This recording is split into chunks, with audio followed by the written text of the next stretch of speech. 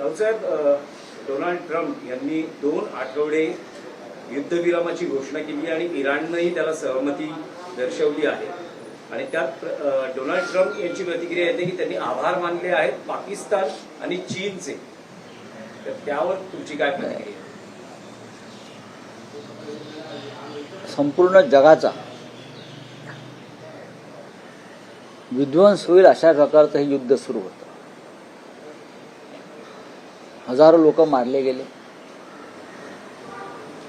आखाती राष्ट्रामधल्या दुबई असेल, कुवेत असेल, बहरीन असेल,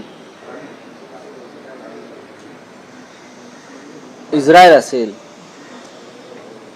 अशा अनेक ठिकाणी शेकडो लोक मारले गेले. पण इराण सारखा देश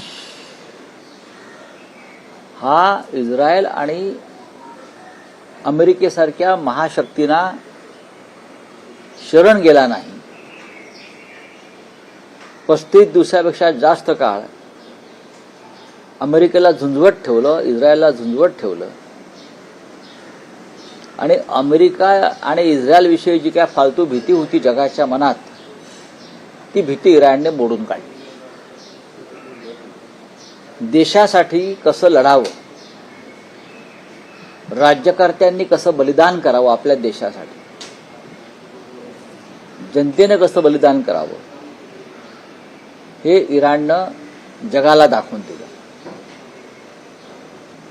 तरीही इराणचं नुकसान झालं, इस्रायलचं त्याहून जास्त नुकसान झालं आणि अमेरिकेसारख्या म्हणजे ट्रम्प सारख्या एका झुंड राष्ट्रप्रमुखाला धडा शिकवला. पण शेवटी युद्धात मध्यस्थी करण्याचं श्रेय पाकिस्तानला जात आहे. चीन तर मोठा देश आहे, पण पाकिस्तानला सुद्धा जात आहे. लक्षात घ्या, पाकिस्तान पुन्हा एकदा जगाच्या नकाशावर आला या निमित्तानं. हे श्रेय नरेंद्र मोदींनी घ्यायला पाहिजे होतं. हे श्रेय भारताला मिळायला पाहिजे होतं. इतका मोठा देश महाविश्वगुरूला मिळायला पाहिजे होतं की आम्ही हे युद्ध थांबवलं. ट्रम्प, इराणचे राज्यकर्ते आणि इस्रायलचा नेतन्याहू यांना आम्ही एका टेबलावर आणलं आणि जगामध्ये शांततेचा संदेश दिला. हे श्रेय आमच्या महाविश्वगुरूंना का मिळालं नाही? कारण महाविश्वगुरूंना कोणती भूमिकाच नाही. तिथे जगात युद्ध सुरू आहे आणि महाविश्वगुरू केरळ, पश्चिम बंगाल, आसाम, तामिळनाडू येथे आपल्या राजकीय विरोधकांवरती बॉम्ब टाकत होते. महाविश्वगुरू ते बॉम्ब पण कसले? ते तोंडातले बॉम्ब, शब्द बॉम्ब. आणि यांची हत्यारं काय महाविश्वगुरूची? निवडणूक आयोग, सर्वोच्च न्यायालय, देशाचे उपराष्ट्रपती यांच्या माध्यमातून लोकशाहीचा विध्वंस करण्याचं काम या देशामध्ये आमचे महाविश्वगुरू करत होते.